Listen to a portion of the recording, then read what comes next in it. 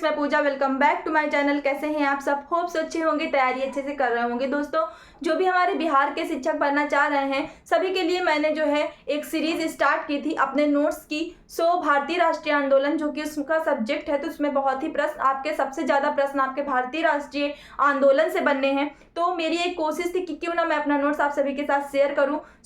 उसी दौर में जो है हम चल रहे थे। पहला हमारा चैप्टर स्टार्ट हो चुका था, यूरोपियन कंपनी का भारत में आगमन, जिसमें से हम लोगों ने 2 पार्ट कवर कर लिया है। और आज आशा रही कि आज जो है हमारा यूरोपियन कंपनी का भारत आगमन का जो पार्ट 3 है, इसमें आपका कंप्लीट हो जाएगा। फिर इसके आगे चलेंगे, कांग्रेस अधिवेशन की बात होगी और जो है 1857 की क्रांति की ओर आगे बढ़ेंगे। दोस्तों, तो आज मेरी कोशिश है कि कम से कम समय में आप सभी को ज़्यादा से ज़्यादा मैं इन्फॉर्मेशन दे सकूं। तो मेरा सपोर्ट करिएगा, साथ बनाए रहिएगा, लास्ट तक बने रहिएगा मेरे साथ। वीडियो को पूरा जरूर देखिए। दोस्तों, वीडियो पसंद आए तो लाइक और शेयर, सब्सक्राइब भी और भी दोस्तों को कर दीजिएगा, ताकि और सभी फ्रेंड्स को हमारा वीडियो मिल सके और हमारे साथ जुड़ सके। दोस्तों, हम सभी बात कर रहे थे यूरोपियन कंपनी के भारत में आगमन का, जिनमें से हम लोगों ने उनके क्रम की चर्चा कर ली थी। कंपनियां कब स्थापित हुई थी, कंपनियों के क्रम की चर्चा कर ली थी। पुर्तगाली कंपनियां किस तरीके से आई, किस तरीके से अधिकार जमाया, सारी बातें हो चुकी थी। फ्रेंड्स, आज हम बात करेंगे अंग्रेजी कंपनी की। तो अंग्रेज किस तरह से हमारे देश में आए और ईस्ट इंडिया की स्थापना किस तरीके से अंग्रेजों ने की। दोस्तों, अंग्रेज, जैसा कि आप सभी को पता है, सन 1600 ईस्वी में आए थे। 1600 ईस्वी में हमारे देश में आए थे। तो अंग्रेज की जो महारानी थी उस समय कौन थी? एलिजाबेथ प्रथम। एलिजाबेथ प्रथम वहां की महारानी थी, जिन्होंने आदेश दिया था कंपनी बनाने का सन 1600 ईस्वी में।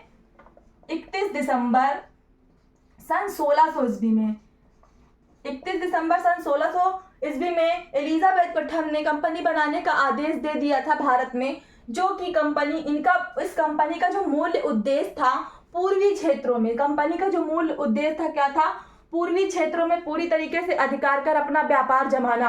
पूर्वी क्षेत्र का मतलब यानी कि हमारे भारत देश में अधिकार जमाना। दोस्तों, इनकी कंपनी स्थापित हो रही थी, कार्य स्टार्ट हो चुका था। उस समय भारत की क्या स्थिति रही होगी? तो भारत की स्थिति ये थी, ये रहा हमारा भारत की जो स्थिति थी, मुगल काल चल रहा था और सत्ता पे जो हमारे विराजमान थे वो हमारे महान अकबर सत्ता पे विराजमान थे और अपना शासन चला रहे थे। दोस्तों, उस टाइम जब एलिजाबेथ प्रथम ने आदेश दिया था अपनी पहली कंपनी, अंग्रेजी की पहली ईस्ट इंडिया कंपनी बनाने का, तब 1600 में उस कंपनी का नाम ईस्ट इंडिया कंपनी नहीं था। दोस्तों, 31 दिसंबर से जो फरमान जारी हुआ, इनको जो है कंपनी में शासन, इनको जो है कंपनी में व्यापार कब तक करने का समय मिला था? 15 वर्ष तक का। 15 वर्ष तक की ये व्यापार कर सकते हैं, इनको ये फरमान मिला था, जो कि ये आगे चल के अपना ये बढ़ाते रहे। फ्रेंड्स, क्या हुआ? जो कंपनी बनके आपकी तैयार होती है सन 1608 ईस्वी, लेकिन कंपनी स्टार्ट होने से पहले क्या होता है कि 1603 ईस्वी में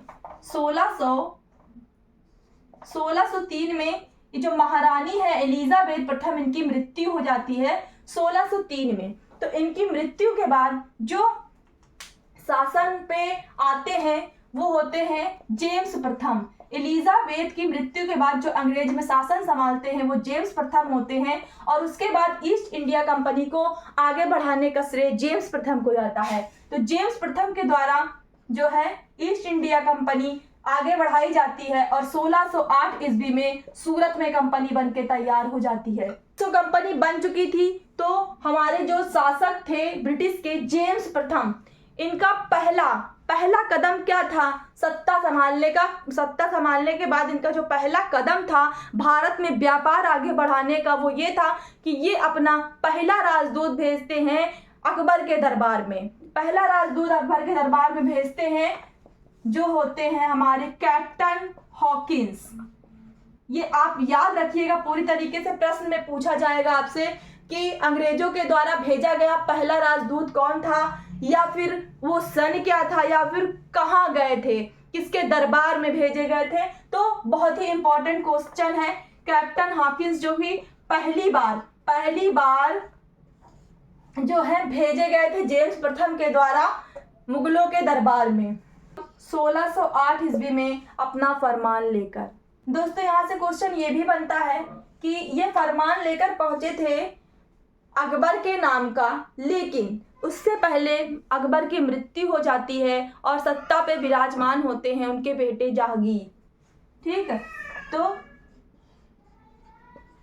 विराजमान होते हैं जहांगीर। तो ये याद रखिएगा कि जब दरबार में पहुंचते हैं तो मुलाकात उनकी जहांगीर से होती है। जैसे कि वहां जा कर के ये अपने जो है ब्रिटिश के दस्ताने और वहां की बग्गी इन्हें भेंट करते हैं, जिससे कि जहांगीर बहुत प्रसन्न होते हैं और उनको अपनी वो रियायतें प्रदान करते हैं। जिसके बाद जो दूसरा राजदूत होता था, ये हमारे थे पहले राजदूत ब्रिटिश के, और जो दूसरा राजदूत था वो 1615 में भेजा गया था। 1615 में ये भी जेम्स प्रथम के द्वारा, जो कि थे टॉमस रो। तो ये दो राजदूत थे जो कि ब्रिटिश के द्वारा मुगल के दरबार में भेजे गए थे। इनको ध्यान में रखिएगा। तो फ्रेंड्स, आप साथ में नोट्स करते हुए चलिएगा पॉइंट्स टू पॉइंट्स, जो कि बहुत ही इंपॉर्टेंट होने वाले हैं। ये डेट जो है आपकी, सारी डेट, एक भी डेट ऐसी नहीं है जो आपको इंपॉर्टेंट नहीं मिलेगी। मैंने सिर्फ जो आपकी मोस्ट इंपॉर्टेंट डेट है उसी को मैंने कवर अप किया हुआ है। सो ये डेट आपसे एग्जाम में पूछने के पूरे चांसेस है फ्रेंड्स, तो आप इसको स्किप नहीं करिएगा। फ्रेंड्स, अब बात कर लेते हैं। अंग्रेजों की जो है कंपनी, पहली कंपनी इस्टेब्लिश्ड हो चुकी है पूरी तरीके से। दो राजदूत भी भेजे जा चुके हैं। महारानी एलिजाबेथ की मृत्यु हो चुकी है और जेम्स प्रथम ने शासन को संभाल लिया है। उन्होंने अपने दो राजदूत भेज दिए हैं। लास्ट जो पहला राजदूत है 1608 में कैप्टन हॉकिंस होते हैं, और दूसरे राजदूत उनके 1615 में, जो कि टॉमस रो होते हैं, ये भेजे जाते हैं। सब कुछ चल रहा था। साथ ही साथ आपको ये भी जान लेना चाहिए कि किस तरीके से जो अंग्रेज थे और पुर्तगाली थे और फ्रांस और डच थे, वो सब आपस में कंपटीशन कर रहे थे। बहुत एक तरीके से चिंतित भी थे कि एक अचानक से दौर आ जाता है सन 1632 का। उनका कंपटीशन चल ही रहा होता है कि वो समय होता है सन 1632 का। जो समय होता है वो ब्रिटिश के लिए एक सुनहरा अवसर की तरह होता है, जो कि उन्हें प्रदान किया जाता है। 1632 गोलकुंडा नामक एक स्थान था, जहां के राजा ने अंग्रेजों को, यानी कि ब्रिटिश को, प्रथम बार सन 1632 ईस्वी में मुफ्त में व्यापार करने का फरमान जारी कर देते हैं। मुफ्त में व्यापार करने का फरमान जारी हो जाता है सन 1632। मोस्ट इंपॉर्टेंट डेट है, आप इसको भूलिएगा नहीं। ये पहला अवसर होता है ब्रिटिश के लिए जब उन्हें फ्री में व्यापार करने का अवसर प्रदान कर दिया जाता है पूरे गोलकुंडा में। फिर क्या होता है, इससे पहले उन्हें क्या करना पड़ता था, व्यापार करने के लिए कर चुकाना पड़ता था। लेकिन ये पहली बार हुआ जब उन्हें गोलकुंडा में पूरा मुक्त व्यापार करने का खुला अवसर प्रदान हो गया, तो एक उन्हें खुशी की लहर दौड़ उठी। ये बात तो भुलाए ही नहीं सकते थे हम लोग कि दूसरी डेट आप याद रखिएगा सन 1717 की। क्या हुआ उसमें, सन 1717, जो कि ब्रिटिश के इतिहास की बहुत ही सुनहरी डेट थी। सन 1717 ब्रिटिश के इतिहास में इसमें क्या हुआ था, सन 1717 ईस्वी में ब्रिटिश को 3 रियायतें मिल गई थी। वो 3 रियायतें क्या थी, जिसने पूरे भारत को बर्बाद किया और ब्रिटिश को आबाद किया। ब्रिटिश का भारत में कब्जा जमाने के लिए पूरा ब्रिटिश पूरी तरीके से तैयार हो गया। 1717 में जो मुगलों के सबसे कमजोर शासकों का दौर स्टार्ट हो गया था। मुगलों के कमजोर शासकों का दौर स्टार्ट हो चुका था। कमजोर शासकों का दौर स्टार्ट हो चुका था। आप नोट करिएगा पॉइंट बना के, सन 1717, उससे पहले सन 1632। यहाँ से सिलसिला शुरू हो रहा है पूरी तरीके से भारत में अंग्रेजों के शासन शुरू होने का। मुगलों का कमजोर शासकों का दौर था। सत्ता पे कौन थे, फर्रुखसियर। नाम याद रखिएगा, इनका भी नाम आपसे पूछ लिया जाएगा, फर्रुखसियर का। क्लियर नहीं दिख रहा होगा तो फ्रेंड्स स्क्रीनशॉट लेके वीडियो को पॉज करके आप जो है फर्रुखसियर, जो कि सत्ता पे थे, मुगलों के शासन में कमजोर शासकों में इनका नाम आता है। तो इन्होंने क्या किया था, इनके समय क्या हुआ था, इनके समय जो ब्रिटिश से राजदूत आते हैं वो होते हैं सरमन, जॉन सरमन। ये अपनी कुछ रियायतें लेके फर्रुखसियर के दरबार में आते हैं और इनको यहाँ से फर्रुखसियर के द्वारा 3 रियायतें दे दी जाती हैं। वो 3 रियायतें क्या होती हैं दोस्तों, ध्यान से देखिएगा। पहली, दूसरी और तीसरी। पहली रियायत जो इनकी होती है वो होती है 3,000 रुपए। 3,000 रुपए वार्षिक कर लेकर के, 3,000 रुपए वार्षिक कर लेके क्या होता है, पूरे बंगाल में इनको फ्री व्यापार का आदेश जारी हो जाता है। ठीक है, बंगाल में, पूरे बंगाल में इनको मुफ्त व्यापार का आदेश जारी हो जाता है। ये हो गई आपकी पहली रियायत। 3,000 रुपए वार्षिक कर लेके पूरे बंगाल में मुफ्त व्यापार का आदेश जारी हो जाता है। और जो दूसरी रियायत होती है, सुनिएगा, जो दूसरी रियायत होती है इनकी 10,000 रुपए, 10,000 रुपए वार्षिक कर लेकर के, 10,000 रुपए वार्षिक कर लेके क्या करते हैं, ये पूरे सूरत में मुक्त व्यापार का आदेश दे देते हैं। पूरे सूरत में मुक्त व्यापार का आदेश, मुक्त व्यापार का आदेश जो कि इन्हें मिल जाता है। अब क्या होता है, जो लास्ट आपका तीसरा होता है रियायत है, वो ब्रिटिश के द्वारा जो चलाए गए सिक्के थे, ब्रिटिश के द्वारा चलाए गए सिक्के जो कि मुंबई में चलते थे। ठीक है, सिक्के जो मुंबई में चल रहे थे, मुंबई से क्या कर दिया गया, पूरे भारत में चलाने का आदेश दे दिया गया। पूरे भारत में चलाने का आदेश जारी कर दिया गया। पूरे भारत में चलाने का आदेश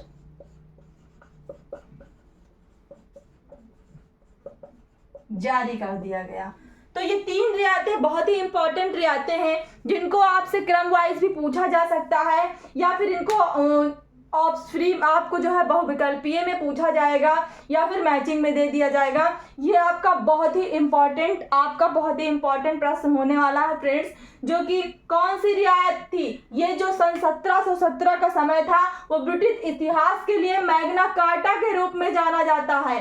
किस रूप में जाना जाता है, मैग्ना कार्टा दोस्तों। तो ये जो आपका 1717 का समय था, जो कि फर्रुखसियर का फरमान था, जॉन सरमन लेकर आए थे, तो इसको पूरे ब्रिटिश इतिहास में मैग्ना कार्टा के रूप से हम जानते हैं। मैग्ना कार्टा को क्या कहते हैं, अधिकार पत्र, जो कि एक ऐसा अधिकार पत्र था जिसने क्या किया, पूरे ब्रिटिश को भारत में शासन करने के लिए बिल्कुल मजबूत कर दिया। पूरे व्यापार उनका और मजबूत हो गया। फ्रेंड्स, ब्रिटिश कंपनी का पूरी तरीके से भारत पे जो है कब्जा जम चुका है। हम लोगों ने सारी बातें जान ली हैं। तो ब्रिटिश कंपनियों ने किस तरीके से दक्षिण भारत पे अपना कब्जा जमा लिया है, देखिएगा।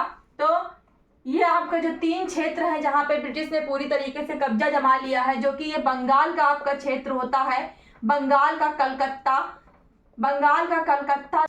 दूसरा जो आपका ये मुंबई का क्षेत्र होता है, ये भी अंग्रेज के अधीन हो जाता है। और लास्ट ये आपका मद्रास होता है। इन 3 क्षेत्रों में जो है अंग्रेजों का पूरी तरीके से कब्जा जम जाता है। और ये 3 प्रेसिडेंसी अपने स्टार्ट करते हैं। जैसा कि आप सभी ने सुना होगा, वो 3 प्रेसिडेंसी क्या थी, वो 3 प्रेसिडेंसी थी, पहला, दूसरा, तीसरा। जो पहली थी आपकी प्रथम प्रेसिडेंसी, जो उसने बनाई थी बंगाल के कलकत्ता में बनाई थी, तो वो क्या थी, प्रथम प्रेसिडेंसी। क्वेश्चन में आपसे पूछ लिया जाएगा कि ब्रिटिश ने प्रथम प्रेसिडेंसी कहाँ बनाई, या तो क्या जवाब रहेगा आपका, बंगाल का कलकत्ता, बंगाल या कलकत्ता।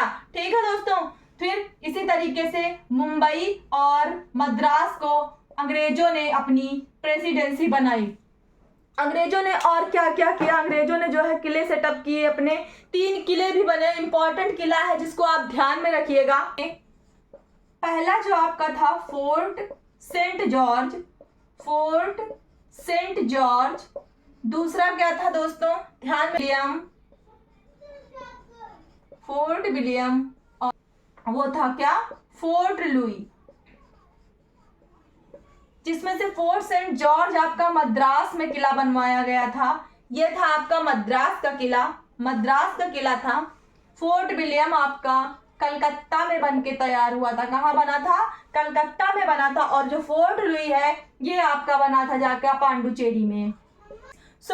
ये आपकी ब्रिटिश की पूरी बात हो गई। तो जो फ्रांसिस का, जैसा कि हम लोगों ने फ्रांस की भी बात पिछले वीडियो में कर ली थी 1664 में फ्रांस आया था, 1664 में आया था। और पहली कंपनी आपकी फ्रांस ने पहली कंपनी आपकी सूरत में पहली कंपनी सेटअप की थी फ्रांस ने भी, और अंग्रेजों ने भी पहली कंपनी फ्रांस में सेटअप की थी। तो 1668 ईस्वी में फ्रांस ने पहली कंपनी अपनी सूरत में सेटअप की थी, और दूसरी कंपनी मसूलीपट्टम में सेटअप की थी, मसूलीपट्टम। और अंग्रेजों ने भी अपनी दूसरी कंपनी कहाँ की थी, मसूलीपट्टम में सेटअप की थी। तो आपका फ्रांस का जो दूसरी कंपनी थी वो सन 1669 ईस्वी में बनके तैयार हुई थी। तो इस तरीके से जो है फ्रांस की कंपनियां भी और अंग्रेजों की कंपनियां इस तरीके से इस्टेब्लिश हो चुकी थी। अब बात थी कि अब क्या हुआ कि अंग्रेजी और फ्रांसिस के बीच में संघर्ष छिड़ गया और अंग्रेज क्या करना चाह रहे थे, पूरी तरीके से भारत में अपना वर्चस्व चाह रहे थे। किसी कंपटीटर से वो कोई हेल्प लेना नहीं चाह रहे थे,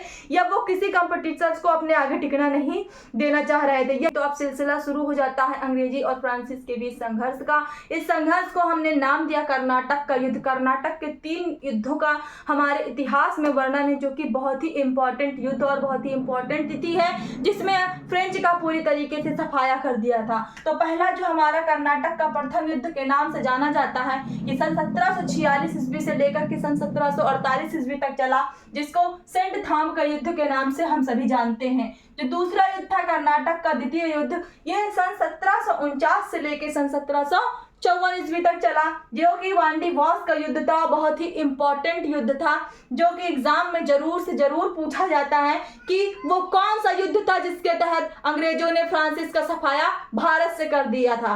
तो वो वांडी वॉस का युद्ध था, जो कि 1749 से लेकर के 1754 ईस्वी तक चला था, और ये किसके अंतर्गत आता है, कर्नाटक के द्वितीय युद्ध के अंतर्गत आता है। और कर्नाटक का जो तीसरा युद्ध हुआ था वो 1756 से लेकर के 1763 तक हुआ था। तो ये तीनों इंपॉर्टेंट डेट आप याद रखिएगा दोस्तों, ये हमारे मॉडर्न हिस्ट्री की इंपॉर्टेंट डेट है जहाँ पे फ्रांसिस का सफाया हो गया था।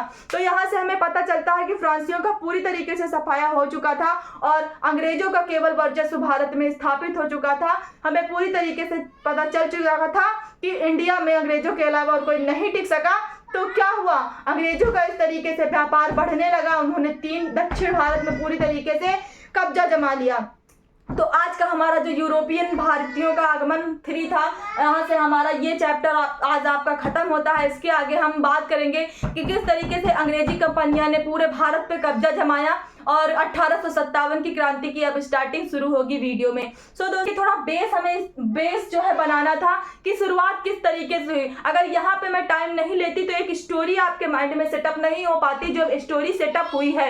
सो हमें मॉडर्न हिस्ट्री पढ़ने के लिए अपने माइंड में एक स्टोरी सेटअप करके चलना पड़ेगा, जाना पड़ेगा उस पुरानी 16वीं शताब्दी के इतिहास में, जिससे कि हमें बिना रटे हुए सारी डेट याद हो सके। सो दोस्तों अगर वीडियो आपको समझ में आया हो, आपको इंपॉर्टेंट लगा हो, तभी आप चैनल को लाइक शेयर सब्सक्राइब जरूर करिएगा फ्रेंड्स। और मिलते हैं आपसे इसी तरीके नेक्स्ट वीडियो में। आपका 10 से 10 दिन का लगभग टारगेट लेके पूरा राष्ट्रीय आंदोलन जो है फिनिश करना है, और आपको एग्जाम में अच्छे से अच्छे नंबर को स्कोर करके लाना है, और बिना रटे हुए जो है तैयारी करनी है दोस्त। मिलते हैं आपसे इसी तरह नेक्स्ट वीडियो में, तब तक के लिए बाय बाय फ्रेंड्स।